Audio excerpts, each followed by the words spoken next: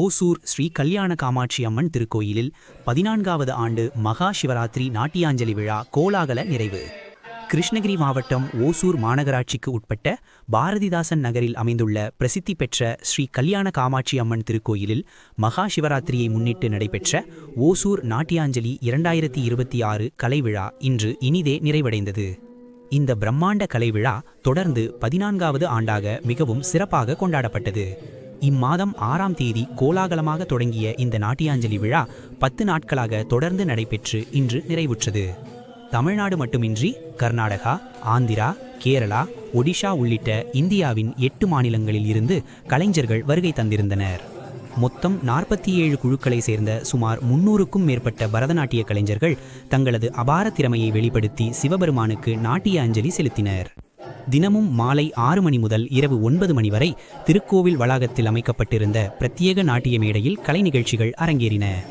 பக்தி பாடல்களுக்கேற்ப கலைஞர்கள் ஆடிய நேர்த்தியான பரதநாட்டியத்தை காண ஓசூர் மற்றும் அதன் சுற்றுவட்டார பகுதிகளில் இருந்து ஏராளமான பொதுமக்கள் மற்றும் பக்தர்கள் திரண்டு வந்து கண்டு ரசித்தனர்.